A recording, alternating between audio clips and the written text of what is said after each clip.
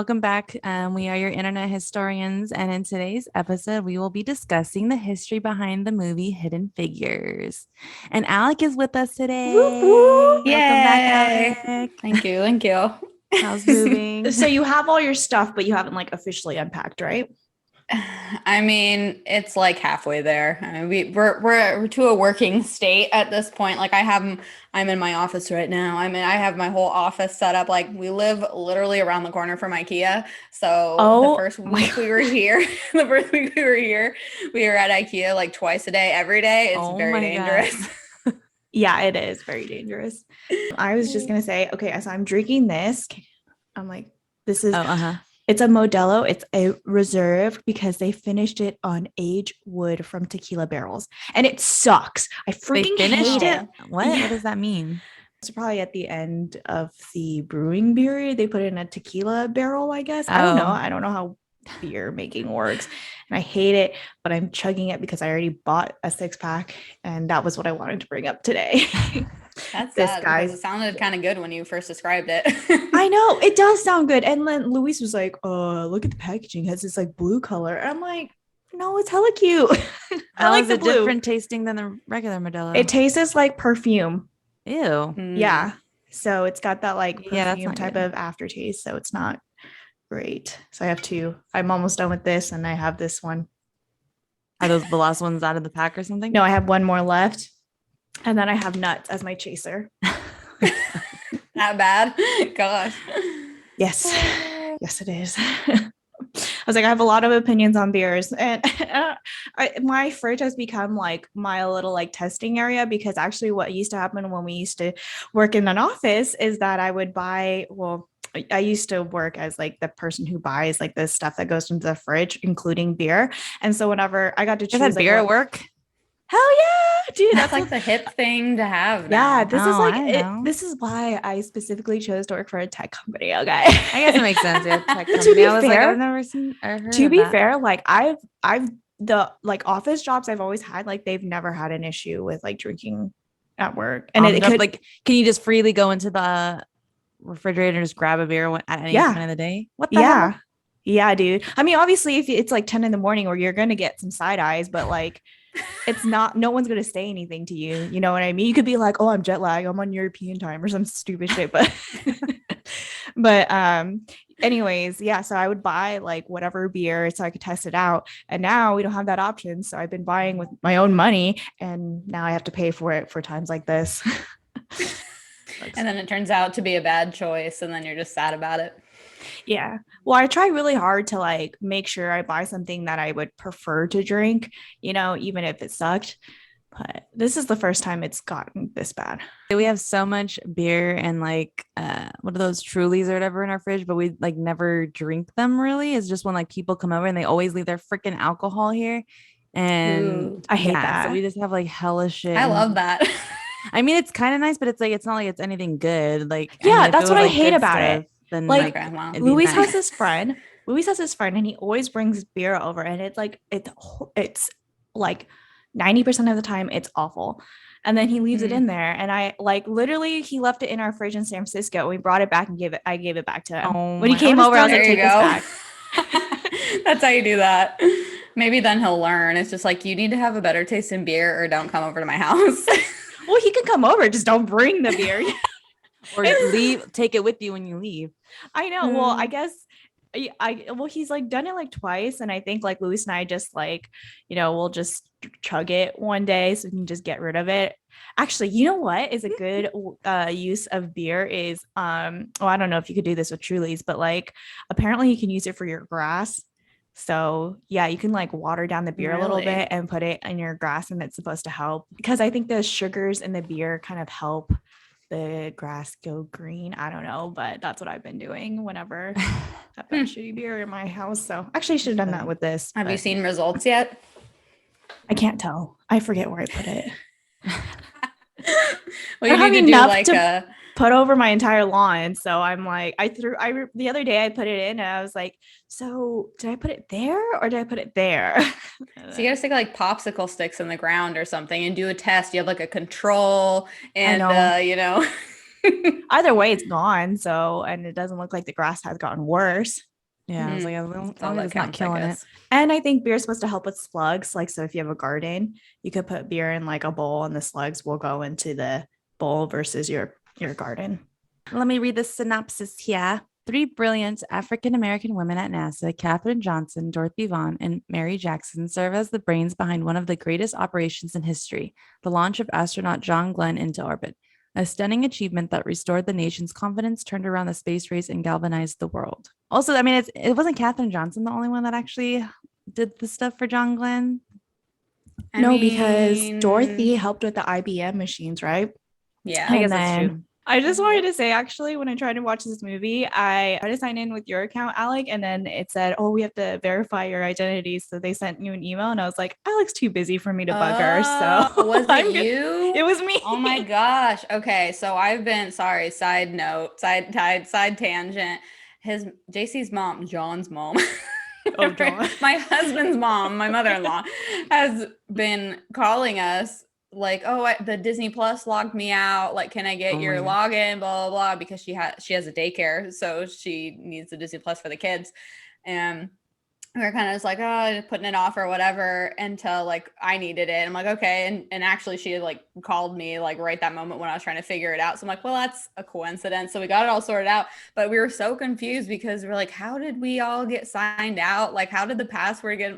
So it all makes sense now. Lisa was trying to get into it. JC's mom was trying to get into it. Yeah, no, it does. I mean, I feel like that always happens with every subscription service. So when that happened, I was like, I'm not gonna bug her. I can figure this out. It's all good. I have there are alternatives. Yeah, I'll update the Google Doc with our passwords. Anyways, besides that, I actually really liked the movie. I didn't know it was about NASA. I thought it was another political type of movie. So Oh, you've never seen it before? No. I hadn't either. Oh, It's really? been on my list for a really long time. Same. I really wanted to watch it, and I just like kept putting it off for some reason. what the And then hell? it was on Disney Plus. I'm like, oh, Yeah. I feel like I've seen it Very like 3 good. times. Did you see it when it came out? I think I did, but not like in theaters. I think I saw it like shortly after like got on to like Netflix or whatever the hell that it was on after. Yeah, but I mean, I like it. It's just, I mean, this time when I was watching it, I wasn't paying like as close attention because I pretty much knew everything that was gonna happen. So I was just kind of like casually watching it. But I mean, I still enjoyed it. It's still like, you know, like pretty interesting movie. I didn't know what was going on. I mean, I like space and I like astronomy and stuff like that, but I feel very uneducated when it comes to like the beginnings of like space exploration and stuff. So honestly, I was how do stressed. they know? Like, Well, how you do they know when they have math and Oh, I know, numbers yeah. and shit? I'm like, what the Well, there's that saying, right? They're like, "Oh, this isn't rocket science," and like, this is literally rocket science. Yeah. So you're like, they say that? I do not remember that line. No.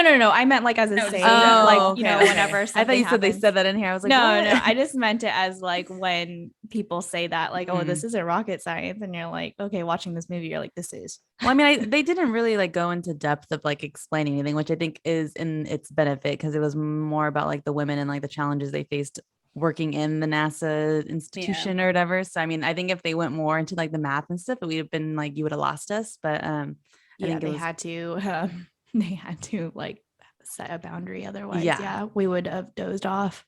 Yeah, definitely. Yeah, there was a lot of people in this movie. Yeah. Like when Mahershala Ali showed up, I was like, "Whoa, I know. Mahershala!" Like I tried not to look at the cast this time around because I was just like, we'll just see who shows up. But, Yeah, I was waiting for Olivia or Dorothy. That's her name, right? Dorothy. Yeah. To serve a shit pie. Oh my god.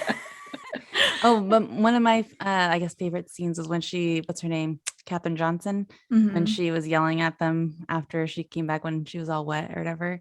Yeah. I feel like they specifically casted Taraji like for that moment because she's a very, you know, like she can really like I don't know, passionate type of whatever. Yeah, she has passion and she can really like capture your attention with that type of passion. So because I telling JC, I'm like, I've never seen her in such like a quiet. Me too. Role.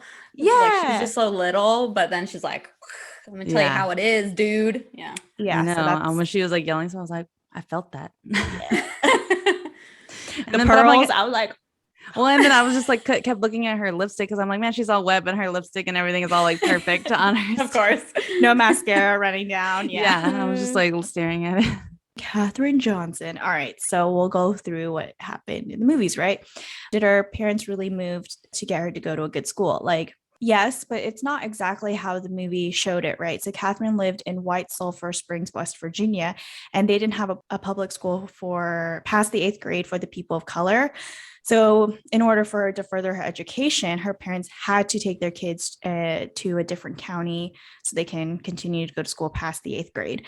Katherine, she enrolled in high school at the age of 10 and graduated by the age of 14. Her family split their time between West Virginia, where the high school was, and then spent like summers and holidays in White Sulphur Springs. So it was like they kind of moved, but not really. You know what I mean? So it wasn't like a permanent move. They just rented a place in Institute, West Virginia, where they stayed during the school year.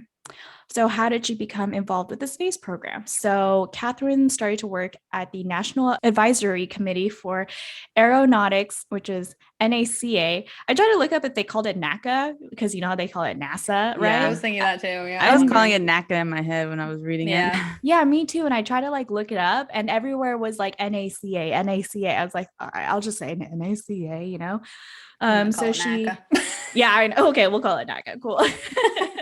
So she started working there in 1953 after a relative told her that they were hiring mathematicians, both men, women, white, and African Americans.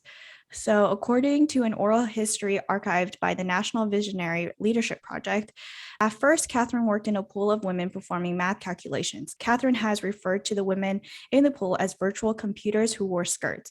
Their main job was to read the data from the black boxes of planes and carry out their precise mathematical tasks. Then one day, Katherine was temporarily assigned to help an all-male flight research team. Katherine's knowledge of analytic geometry helped make quick allies with the male bosses and colleagues to the extent that they forgot to return me back to the pool. While the racial and gender barriers were always there, Katherine says she ignored them. Katherine was assertive, asking to be included in editorial meetings where no women had gone before. She simply told the people she had done the work and that she belonged. Simply put, well, this is what I have to say. Simply put, I just wanted to make sure I cut it off. Once she got a taste for the complex math and they got a taste of her, she demanded to get the respect she deserved, which worked out because in 1958, NASA dissolved the pool of computers and brought in actual computers. And Katherine got to advance in her career and became an aerospace technologist. But I always thought it was interesting in the film how they would always be like, this isn't like designed for a woman or whatever. When I'm like, you guys just talk normal. That's it. You don't have to design or say anything specific to women. Like it's just, you just talk regular. Yeah. And I thought it was actually interesting that they played on both racial and gender discrimination in the movie. So they didn't want to just, make it just one thing. Did she have to run around to find the bathroom? So no, she did not. Yeah, that's what it said, what I read, but they said it was more like Mary did it, and there was like a story with it. Like, I guess when she was trying to do her engineering stuff, she asked some ladies like, oh, where's the restroom? And they just laughed at her. And then so she had to go run around looking for one basically. But okay. So basically it wasn't Katherine. Katherine used the white bathrooms. And when someone finally complained, she ignored it and never got in trouble because in 1958, when NASA took over, they dissolved the segregated bathrooms. But I think I was reading how they were like saying they didn't like, some critics didn't like that they put that in the film because Kevin Costner was the white hero and they didn't like how there was a white hero. It was interesting. Well, it kind of to me made it seem like the whole, I mean, I guess it was about racial stuff, but for some reason, like going into this movie, I thought it had to do with bathrooms or something. Yeah, like because I feel like how they marketed like the trailers and stuff, it was all about like her trying to find a bathroom or whatever. And I'm just like, okay, like I get it, but it's like, I don't know, it kind of felt weird a little bit to me to have it in there, at least as heavily in it as it was. Like they constantly were showing her running to the bathroom and trying to, do her calculations while she's on the toilet. And it was just, I don't know. It was a bit much for me personally. Yeah. So meeting her husband, I put which one? Since I just put both because it's pretty short. I mean, most of her work is with NASA, so they didn't have much about her husband, but she met her first husband when she started teaching for a public school after college. He was a chemistry teacher. His name was James Goebel. They were married in 1939, and he passed away in 1956 from an inoperable brain tumor. I know. So they did have those 3 daughters that they showed in the movie. In 1959, Katherine married James A. Johnson. He had been commissioned in 1951 as a second lieutenant for the United States Army. I was a veteran of the Korean War. They were introduced by the minister from their church. So the other thing that I read that was the 3 daughters were actually like teenagers by the time they got married, not like little kids in the movie. I'm glad she was able to find somebody else. She didn't have to, but it was nice, you know. That was like another thing I was wondering too in the movies. I was like, oh, of course, one of these Disney movies has to have some sort of love interest, you know, like why can't we just focus on like what these women do? But you know, I guess it's, I don't know, kind of part of, it's not really part of the story. It was part sweet. Of her life. I liked Mahershala's character. I know, it's like you love him. How he had to apologize to her because it's just like, excuse you, she is not like any other woman. Like, come on, you can't be saying these things. Yeah. So I didn't mind it as much. I think it's because I didn't feel like it was like the main focus of the film, so it didn't really bother me. It just kind of was like, oh yeah, this is also happening in her life, kind of a thing. So what are her accomplishments? I was like, where do I start? Because I literally filled up like an entire page of everything. So I'll try to make this as quick as possible.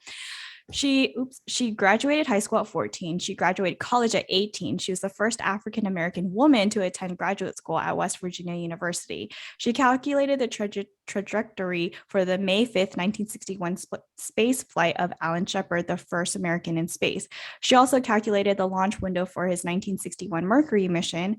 So the scene when NASA used electronic computers for the first time to calculate John Glenn's orbit around the Earth, officials called on Katherine to verify the computer's numbers because Glenn asked her specifically and refused to fly unless Katherine verified the calculations. That is true. I was gonna say, so that was true. Dang, yeah, that's cool. Well, also the thing is, actually, it wasn't that quick. I guess she had a week to verify the numbers. Not right when he was about to walk onto the. Yeah, it wasn't like not stressful like that. I was just like, oh my god. Yeah, it's not that intense. Well, I mean, it is intense, but it wasn't like in a couple of hours or minutes, as they made it seem. In 1961, Katherine's work helped ensure that Alan Shepard's Freedom 7 Mercury capsule would be found quickly after landing using the accurate trajectory that had been established. She also helped calculate the trajectory for the 1969 Apollo flight to the moon. And then in 1970, Katherine worked on the Apollo 13 moon mission. And when the mission was aborted, her work on backup procedures and charts helped set a safe path for the crew's return to Earth, creating a one-star observation system that would allow astronauts to determine their location with accuracy. Later in her career, Katherine worked in the Space Shuttle program, the Earth Resources Satellite, and on plans for a mission to Mars. Oh, okay. I'm taking a deep breath.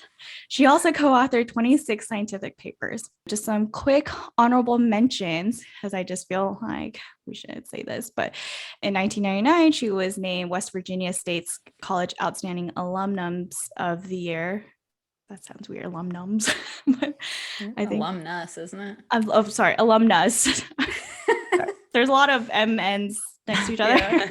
Yeah. President Barack Obama presented her with the Presidential Medal of Freedom, one of 17 Americans so honored on November 24th, 2015. 2 of NASA's facilities were named after her. In 2016, Katherine was included on the BBC's list of 100 women of influence worldwide. In 2018, she was awarded an honorary doctorate by the College of William and Mary. In 2018 as well, West Virginia State University established the STEM scholarship in honor of Katherine and built a life-size statue of her on campus. Mattel announced a Barbie doll in Katherine's likeness with a NASA identity badge in 2018. 2019, Katherine was announced one of the members of the inaugural class of Government Executives Government Hall of Fame. There's a lot of things named after her. Mm-hmm. So in 2019, George Mason University named the largest building on their SciTech campus, Katherine G. Johnson Hall. In 2020, Bethel School District, Washington names its newest school, the Katherine G. Johnson Elementary. In 2020, a satellite was named after her when it was launched into space. In 2021, Northrop Grumman named a Cygnus NG-15 spacecraft to supply the International Space Station, the SS Katherine Johnson, in her honor. In 2021, San Juan Unified School District in Sacramento, California, named its newest school Katherine Johnson Middle School. Woo! Do you know if her kids were as smart as she was?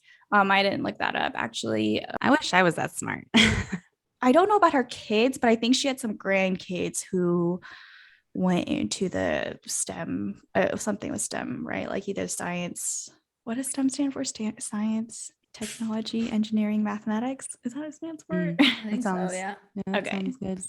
But yeah, she obviously like just encouraged her kids, grandkids, and great grandkids because she lived until last year. So, what the? Yeah, She passed died away. at 101. Yeah. Wow. 101. Yeah, she died in 2020. Mhm. What? Where was Mhm. I? Sitting we're I all feel like sitting around at home. I know. I feel like I didn't freaking hear about it. Like, not that I really knew who she was, but I feel like I would remember someone that prolific to NASA dying. But I mean, I guess COVID just Yeah. ruins everything. I also have a fun fact. Hmm. So when Katherine graduated from college, not only did she receive degrees in math, but she also received one in French because she started learning French when she was in high school because she would work at a resort during the holidays, aiding a Parisian chef. So that's I just wish I was like had a brain like hers. innately, yeah, like smart like that. Like, oh my God, I couldn't even imagine how She makes that you feel super dumb. Yeah, I mean, if she was 10 years old, freaking doing all this shit, or you're like going into high school or whatever, and it's just like, what? I'm over here just like playing Barbies and shit or something. So you and I are trying to read again. Yes. Kind of interesting that this movie was based off of the book, and both of them came out the same year. The movie is like based off of early iterations of the book, so I know, that's I why saw that. some stuff was kind of different. Made up There's a some little stuff, bit. yeah. Yeah, Yeah, because exactly. even like researching some of this stuff, I'm like, okay, like this, what I'm writing down is definitely seems like it's like fragments of what they might have had information on these women, and then they elaborated a lot on it, you know, in the movie, obviously. Going back earlier when you were talking about if her kids or whatever, I was going to say that one of Dorothy's kids, I believe is one of her sons, because she had 6 kids, did go on to work for NASA, which I thought was kind of cool. So maybe, you know, their smartness runs in the family. Yeah, I was like, dang, I want to get any genes like that. Well, also they live around that area, right? So maybe it just helps like just like how I'm in tech, right? Because I live near, well, I did live in like San Francisco, right? So you're like, oh, tech's everywhere. So you go into tech. You know who also lives around that area and isn't smart? Me.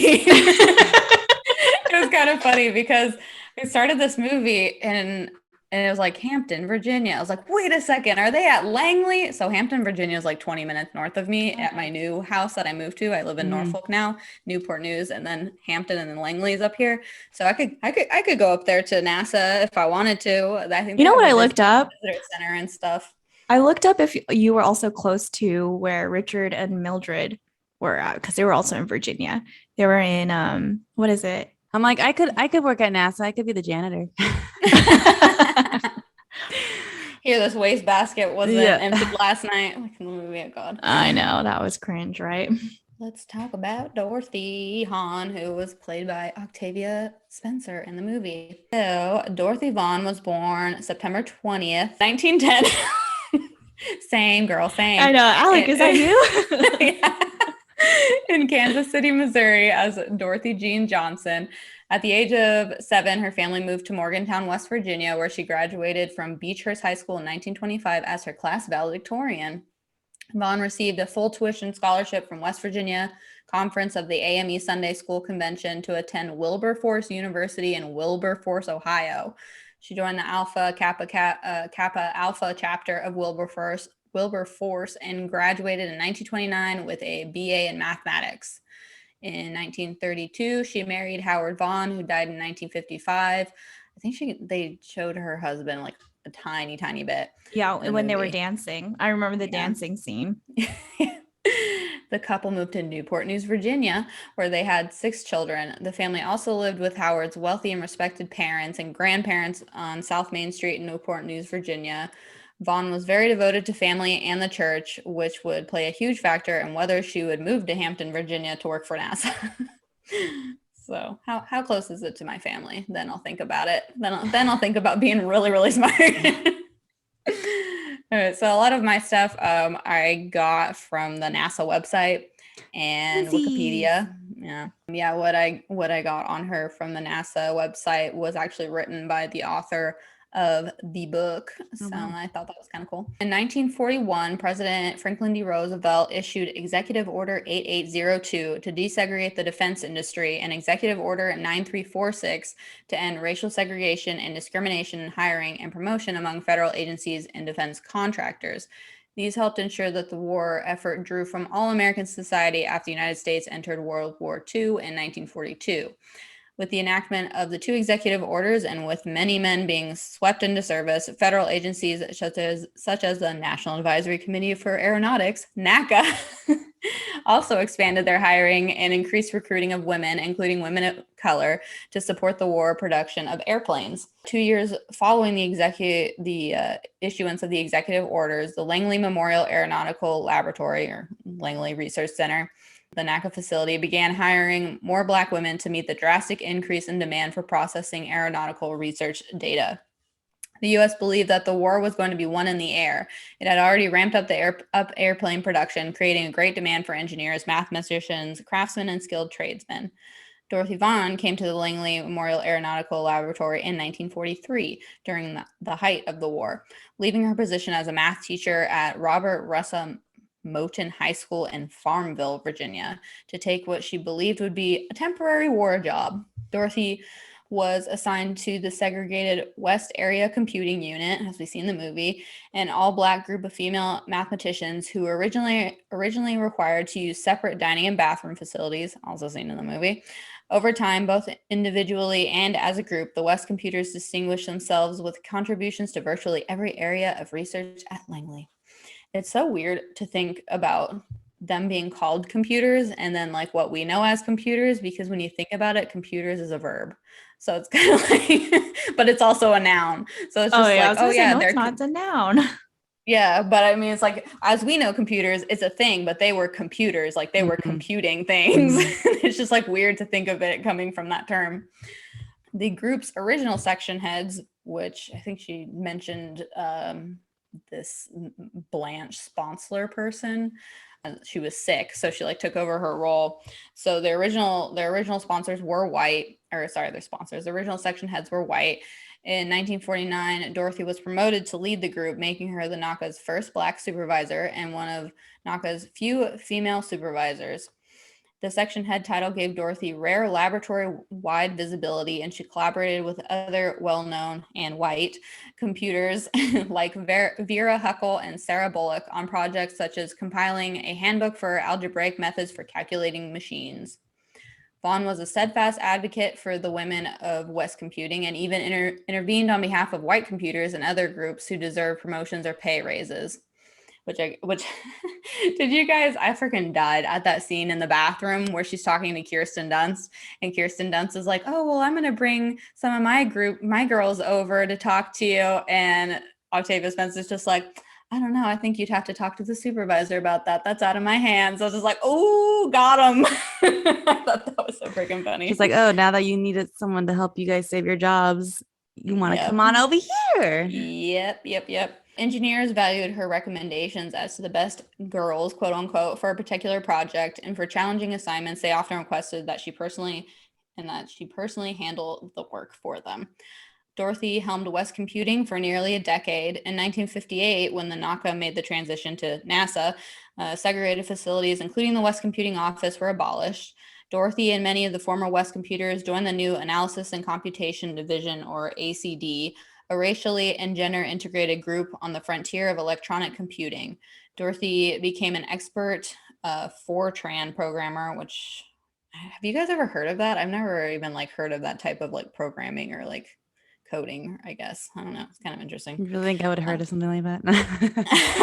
I don't know. I felt like I would have. I don't know. And she also contributed to the Scout Launch Vehicle program. So we kind of see that at the end there, how like diverse because then she finally does bring in some of Kirsten's girls. So, at the end. like when she's learning the IBM stuff or whatever, so those are just actual computers, right? That they're just learning how to like handle basically. And like, because I was like, what? I don't get what the point of like those No, they're girls, like those legitimate ladies. computers. Yeah. Yeah, like their job is just to input information into the computers then basically. Like, so they're like data people or something like. Yeah, like data entry. Yeah, pretty Oh, much. okay. Yeah. So I was confused. I was like, I don't get why they need people to do that, but I mean, that makes sense. Yeah, because I kind of think that when she was talking to whatever Kevin Costner's character was, the main Al guy. Harrison. I know, I was like, it's Al something. Sorry, Al. Yeah, because when she was talking to Al and they were talking about, oh, well, you know, that equation or that, you know, method or whatever hasn't even been invented yet type of a thing. So I kind of think it's like that, where it's when they're coming up with new methods or new equations to get the information that they need, they're like programming that into the computer so the computer can run the numbers. Because I mean, they still have, you know, the known numbers. It's like, here's the weight that we know, here's the distance that we know, but we need to figure out where exactly, so it'll just run the equation for them, I'm assuming, is what they're doing. So, but I mean, it's a computer, so it still has to learn, and it seemed like it was, they were basically there to teach the computer. Teach the computer everything they needed to do, which was a that lot. sucks. They're basically teaching the computer to take over all their jobs then eventually at some point. I mean, I guess by that point they'll be gone, but still. Yeah, probably. But I know, I thought it was kind of funny. Just like, I just love when period movies, they kind of like do like a nod and a wink to something. And so like when they first brought in, and they're like, what is this stuff called? IBM? Oh, yeah. It's just so funny. Oh, it's just like, yes. Dorothy wanted to continue at another management position at NASA, but never received an offer. She retired from NASA in 1971 at the age of 61. In her final years, Vaughn worked with mathematicians Katherine G. Johnson and Mary Jackson on astronaut John Glenn's launch into orbit. She died on November 10th, 2008, and was 98. These ladies, they live forever. Good for them. Probably because they're so smart, and so their minds are like very. Yeah, they just kept going. In 2019, Vaughn was awarded the Congressional Gold Medal. Also in 2019, the Vaughn crater on the far side of the moon was named in her honor. Wow. On November 6, 2020, a satellite named after her, Dorothy, was launched into space. So she also got a satellite and a crater. So unfortunately, I mean, all of that was after she passed away, which is a bummer. But I was saying, is it because like that's when they realized how like important she was to them? I mean, probably, because I feel like they weren't like that well known, obviously, during their time there or whatever. I think it was like after the fact. I was gonna say most of like Catherine's stuff happened after the movie came out. So I feel like that happens a lot, where they kind of like go back and they're like, oh wait, this person was like integral to you know, the, you know, future. Everything we were doing. You're like, I had no idea until the movie came out. I'm like, oh wait, let's go find this person. Oh, they died 10 years ago. Darn. I did see something online that they were saying, I don't know if it was one of the ladies who watched the movie that, you know, Hidden Figures was based off of, but they were saying that, I don't know if it was one of them or who said it, but they were saying like, oh, like from watching this film, you might think that these were like the only people working on it. But in reality, it was like teams and teams. Okay. Yeah. I was like, in reality, it was like teams and teams and teams of people. So it wasn't really any one person doing more than I guess the other. They were all working together. So they were saying this like, well, I understand that you can't have a movie about like 300 people. Yeah, exactly. I had an interview with Katherine. And you did? What did she say? Well, I had yeah. How did you talk to her? Sorry. It was it looks like it was a radio interview with Katherine. And then, with the Ouija board? No. And then, so no, this all his info came out around when the movie came out in 2016. You know, he gotta hype up the movie. And then I also had a quote from the author of the book. Oh, her name is Margot Lee Shetterly, by the way. And the book is also called Hidden Figures, just on what segregation and racism was like at NASA. So Katherine says, I didn't feel the segregation at NASA because everybody there was doing research.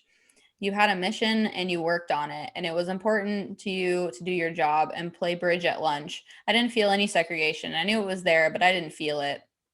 Even though much of the racism coming from Catherine's coworkers in the movie seems to be largely made up, in real life she claimed to be treated as a peer. The movie's depiction of state laws regarding the use of separate bathrooms, buses, etc. was very real. African American computers had also been put in the segregated west section of the Langley campus and were dubbed the West computers. Which I feel like, I mean, she does among the other men in the office, but I feel like her boss Al, I feel like, which I was kind of describing him to JC because JC was like coming and going when I was watching the movie. I'm like, no, he was very much a like get the job done kind of guy, which kind of seemed like, as she was describing it, it's like you do your job and no one cares, you know, if you're a woman or, you know, what your race is or whatever. It's just like, just do your job. We're all here to, you know, do your job. But it's funny when Katherine says that, because I saw that too, and Katherine said she didn't really feel it. It's like, but you had to like demand to be in that meeting. Yeah. You know, because they were trying to tell her, oh, you're a woman, so you're not allowed. And then she said, well, is that the law? And then they said no. So she like ended up going in. So I think like maybe bigger, other than that, I guess she didn't feel it, but it clearly isn't like not there, right? I think it just wasn't as heavily as it was in the film. I think there was obviously segregation and all that stuff, and we're like racial, tension, but I don't think it was as intense as it was portrayed in the film. Because they had bigger things to worry about, you know, right? So. Yeah, and I feel like Jim Parsons' character, like when they were having that conversation, I feel like he was kind of supposed to be the representation or like the stand-in of just like the old way of thinking type of a thing, because she's like, well, where does it say that? Like, where can't I? He's just like, well, that's just the way it's always been done, you know, and there's always people that are like, don't change it if it's not broken or whatever. But it was. don't fix it if it's not broken type of a thing. Like, I feel like that's what like his representation of a character was supposed to be. Mad when he didn't want to give her credit for like some of the stuff she was working on. I don't think that was real, but I was like, oh hell no. And then when she like typed her name on, I was like, yeah, you typed your name on that paper. You're the one who came up with that shit. So I had this little blurb from Margot Shetterly. She wrote about a cardboard sign on one of the tables in the back of NASA's Langley cafeteria during the early 1940s that read "Colored Computers." This particularly struck a nerve with the women because it seemed especially ridiculous and demeaning in a place where research and intellectual ability was focused on much more than skin color. It was Miriam Mann, a member of the West Computers, who finally decided to remove the sign. And when an unknown hand would make a new sign a few days later, Miriam would shove that sign into her purse too. Eventually, the sign stopped reappearing at some point during the war. There are bigger things going on, people. It's like really need to label everything. Get over yourselves. Yeah, I think a place like NASA, you know, they are worried about bigger things, right? They're worried about trying to get somebody into like space and then getting them back keeping them home. alive. Yeah, exactly. Yeah, I was interested in Mary because I liked her sassiness. So I was like, I want to learn more about her. Well, and I thought they were going to have, I don't know, I guess some of the info that I found her was kind of just repeated itself a lot. I don't know if you guys had the same thing, but I feel like every single article I found, they all kind of just said the same exact thing. And it didn't go as in depth as I would have liked. Like I wanted to know like the details, but I kind of just basically got overviews of everything. And yeah, I also got some of my info off of NASA's website as well. Before Mary landed a job with NASA, or then NACA, she was once a teacher who taught math at a Black school in Calvert County, Maryland, which I feel like Katherine Johnson was also a teacher, right? At one point. Yeah. And Dorothy. Yeah, that's what I'm saying. They're all teachers. They're all teachers. Because I think that was like probably the easier job for them to get. Or right? one, yeah, I would say one that they were able to get into. So after a year of teaching, she returned home and found a position as the receptionist at the King Street USO Club, which served the city's Black population. She again left this job and worked as a bookkeeper, stay-at-home mom, and an army secretary, not all at the same time, one after the other. And then before she landed her job at Langley Memorial Aeronautical Laboratory's segregated West Area Computing Section in 1951. She reported to the group supervisor, Dorothy Vaughn. After 2 years in the computing pool, Mary received an offer to work for engineer Kazimierz Sarknek, who in the film, they changed it to Carl Zelinsky. They worked on basically what they worked on in the film. It was a 4-foot by 4-foot supersonic pressure tunnel, a 60,000 horsepower wind tunnel capable of blasting models with winds approaching twice the speed of sound. So essentially the same thing that we saw in the film them working on. No, she was worth your life. I know, because Zarnecki offered Mary hands-on experience conducting experiments in the facility and eventually suggested that she enter a training program that would allow her to earn a promotion from mathematician to engineer, which again, similar to how it is portrayed in the film. That's why I'm like, I feel like they just took all these little tidbits of facts and then just elaborated on like all the more dramatic stuff that happened in the film. In the film, the classes Mary needed to become an engineer required she take graduate level classes of physics and mathematics. Unfortunately, these classes were held at an all-white high school, so Mary petitioned the city of Hampton to be able to attend the classes. They said yes, and she took the class. I don't know. I was really interested in the scene where she was talking to the judge and, had that whole little spiel. And I really wanted this to be like based on a little bit of fact or something, or that she had some type of conversation like this, but that scene didn't happen. Right. But I wish it was, because it was kind of a good scene too. It was a good one. Yeah. So she was promoted to aerospace engineer in 1958 and became NASA's first Black female engineer. She worked as an engineer in several NASA divisions, and these are the division names, so it's going to be kind of a mouthful too. The Compressibility Research Division, Full-Scale Research Division, High-Speed Aerodynamics Division, and the Subsonic Transonic Aerodynamics Division. She ultimately authored or co-authored 12 technical papers for NACA and NASA. She worked to help women and other minorities to advance their careers, including advising them how to study in order to qualify for promotions. By 1979, Jackson had achieved the most senior title within the engineering department. She decided to take a demotion in order to serve as an administrator in the equal opportunity specialist field. After undergoing training at NASA headquarters, she returned to Langley. She worked to make changes and highlight women and other minorities who are accomplished in the field. She served as both the Federal Women's Program Manager in the Office of Equal Opportunity Programs and as the Affirmative Action Program Manager, and she worked to influence the career paths of women in science, engineering, and mathematics positions at NASA. And then she worked at NASA until her retirement in 1985. So she did a lot. Okay, so were the ladies BFFs like they were portrayed in the film? No, they were not. That's kind of sad. I know. Well, I mean, they did work together, but they weren't like homies like that. They were just like people that you say hi to when you go into work, like you might have a conversation with them every now and then, but you're not going to like barbecues and church events and introducing each other to each other's future husbands type of thing like it was in the film, or they didn't carpool together either. Because Katherine and Mary were computers at the same time under Dorothy's supervision. But it's just kind of because I don't know how many women were in that computer program. I can't remember. So I don't remember. Basically, it's just a lot where you're not going to become BFFs with everybody. And I guess even in the film, they weren't like, the book, she wasn't like writing a story of these ladies that were best friends. It was just kind of just like, these are people that were influential in the NASA during that time or whatever. So I think they just obviously did it for the film to make it, make the ladies, I keep calling them the ladies, their stories kind of go overlap each other, because they were definitely doing different things in the film too. They weren't like, their career paths didn't like intertwine really, other than the fact that they were all computers.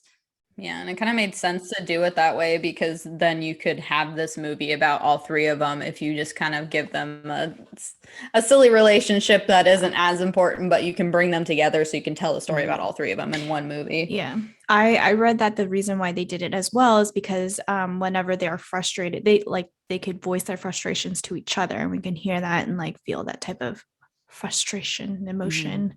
Quickly, this is a really short tidbit of information, but if the men in the film are real, obviously the astronaut dude was real. We don't have to look that up.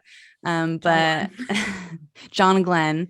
Actually, I didn't even know anything. I didn't even know his name though before watching this movie. So I only know Buzz Aldrin. Yes, and what's the other guy's name? Not even Neil. Yeah, I was saying Neil Armstrong. Yeah.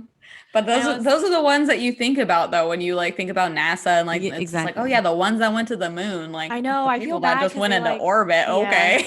Okay. They overshadow the first men in space, right? Yeah, they do. Mm-hmm. Yeah. So yeah, I looked up to see if Al Harrison, who is Katherine's boss, and her like nemesis Paul Stafford were real Jim people. Parsons. And so they're not. Al Harrison is not a real person. He is a composite of 3 different directors at NASA Langley, and I guess the director wasn't able to like get the movie rights of the person or whatever that he wanted to for the film, so then he just had to create this mega character of Al Harrison, which I was like, that's so weird to have to like get rights to a person. Like, I don't know. Like, I mean, I guess it makes sense. Like, you have to make sure that it's okay that you talk about them or whatever and use their likeness in a film. But it was just like, I don't know, weird, just Well, weird concept to think about. So Paul Stafford, he's another composite character, not a real dude. He wasn't based on anyone at all, though, where like Al Harrison's character kind of was like based like on someone. He just was a completely made up character. And yeah, he was created to like represent the racist and sexist attitudes that existed during the 1950s. I wanted to know what peeps thought of the movie because, I Mm-hmm. always want to know. I looked up some stuff from space.com, had Hey. what a couple of the people that were in it and thought of it because, also too, I want to know what people at NASA thought of the movie too. So I got Mm-hmm. that. So, what about the but people at NACA? Just kidding. Well, they Katherine don't Johnson exist. enjoyed it, right? She said she Mm-hmm, liked the mm-hmm, movie. mm-hmm. Yes, according to the author, she saw it and said that she really liked it. And she said, so I think that's pretty much the highest praise you can give when the person whose life is being shown on the screen says, yep, that kind of looks like it. And Johnson herself said that she saw it and enjoyed it. She said it was well done. The three leading ladies did an excellent job portraying us, she told the LA Times. John Glenn died December 8th, 2016. He was 95. These people are living Damn. forever, but unfortunately he didn't get a chance to see it. He died before the movie came out that year. But he he was on record for saying that he didn't like the movie The Right Stuff, which is what the other space movie that is about him. Oh, really? People, I haven't seen it. I've Okay, heard I of was like, it, I but don't know. yeah, but it's compared to this movie, the way that some of Now I want to the watch that scenes are movie. shot. Yeah, Where is it yeah, at? it's like from a different point of view, I guess. But I feel like John wasn't in this movie very much, so and the only times he was in it, he was like the good guy. So. Mm-hmm. yeah, he said that he didn't like The Right Stuff. He didn't think the film accurately reflected the people involved in the Mercury program, including himself. That one was Which like was, complete, like I just read it. It was complete fiction though, right? The yeah, right I stuff. guess, yeah. Like it said it was So a fiction based yeah, so novel or I whatever. guess, yeah. So I also had some stuff from NASA's chief historian. NASA has a chief Damn. historian, but so while We need to get them on this on our podcast. yeah, Oh, I was gonna say Bill they Berry, should. you I out think they there? need some internet historians. So he says that he enjoyed that movie, but from a history's perspective, it is cringeworthy.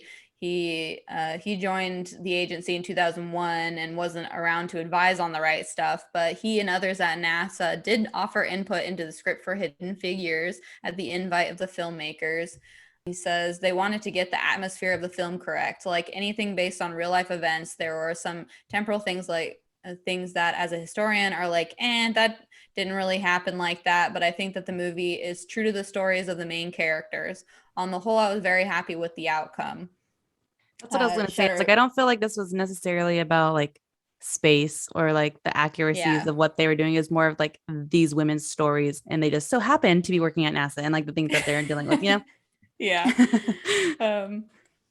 Shetterly was still writing her book when production of the film began. It was only just released in September, but she was also available to the filmmakers as they sought to condense a story spanning a few decades into their setting of just a couple of years. She says, for better or for worse, there is history. There is the book and then there's the movie. Timelines had to be conflated and there were composite characters, like Nicole said. And for most people who have seen the movie have already taken that as a literal fact. Which is like, you got to look into it. You can't just like take it because the movies and read the Yeah, book, you gotta listen to our podcast. Yeah. Bill Berry thought Hidden Figures delivered more truth than fiction despite the limitations of the medium. He says, on the whole, I'm pleased with the balance of this thing, and I think it does a good job of telling a complex story. The author, Shetterly, also enjoyed the film. She said it embodied the spirit of authenticity. I loved it. I mean, really, honestly, I was crying, I was laughing. I was like, what happens next? Does Glenn make it back home? That's pretty I'm funny. I'm glad that they did her book justice and that people at NASA actually like it and were consulted. At least it seems like Yeah. so.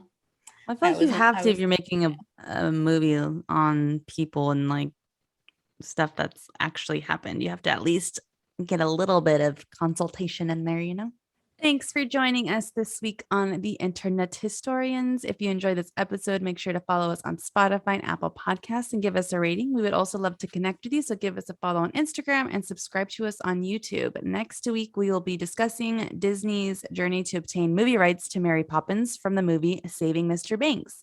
So don't forget to tune in. Thanks again, and we will see you next week. Bye. Bye.